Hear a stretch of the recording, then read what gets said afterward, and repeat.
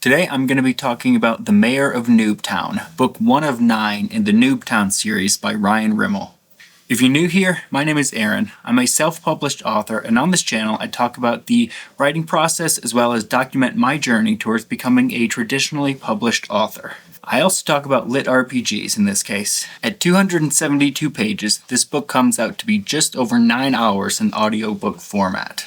Overall, I'd give this book 3.5 stars. I really enjoy it and the series as a whole, but it's far from perfect and it's definitely not for everyone. It's a fun adventure story about a guy who misses his wife. It's filled with tons of pop culture references, video game things, Dungeons and Dragons things, and the humor can be kind of crude or vulgar at times, so in that sense, it's definitely not for everyone. I think the series overall really picks up by the end of book 2 or book 3, and if you're not getting any enjoyment out of book 1 at all, it's probably not worth continuing to read, but if you're kind of like it, kind of not, give it at least a few more books. Like I said, I really enjoy it. It's one of my favorites. Some of the tropes you're going to come across are town building, probably indicated by the name of the book. You're going to have the main character being bashed constantly for being stupid or for not understanding how things work here, making comparisons to Earth. Some people don't like that. I think it's pretty enjoyable in this book. But the main character is constantly referred to as a precious dum-dum by his shoulder demon pal. This book features multi-classing, animal companions, and help from the system administrators in a way.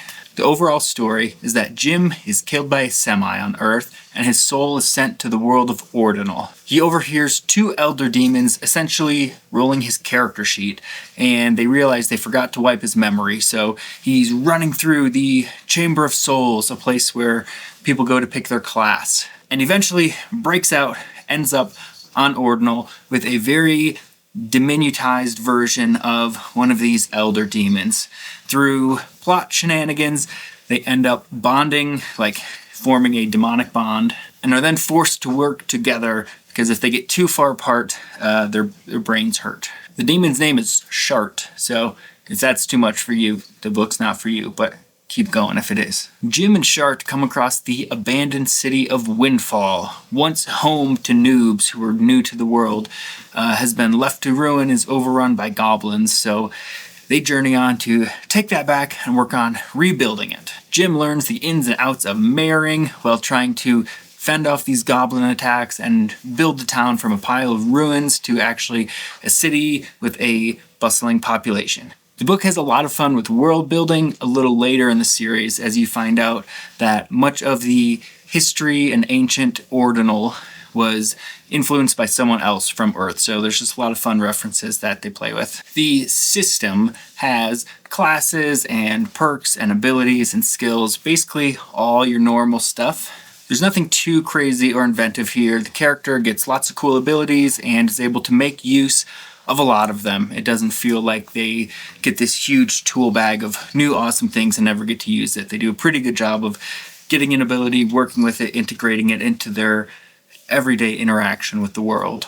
Later on in the series, the system also features remorting, which is essentially maxing out your character and doing like a new game plus. Starting at level 1, but getting to keep some of your abilities from your past builds. The writing of the story is very plain and straightforward, but effective at telling the story. I think it really shines at showing dynamics between characters and creating humorous situations or describing things in a funny way. Not like bust out loud laughing really ever, but lots of small little moments that just make you smile, just, crack a smile. The worst part of the writing, I think, is the author's heavy overuse of adverbs when it comes to dialogue tags. So just basic things like, oh, he said angrily, or they said knowingly is one that comes up a lot. It's something you notice. It comes up a lot, and I think they could probably do better. Again, it's the very first book in the series. I think it does progress a bit in the writing department, but adverbs in dialogue tags is something that frequently comes up over and over and over again.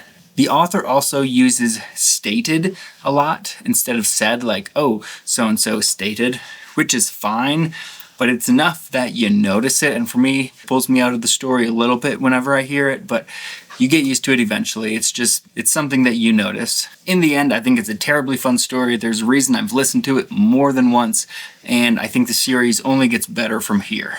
If you're interested or on the fence, go check it out. And if you just want to learn about LitRPG more as a genre, check out this video here.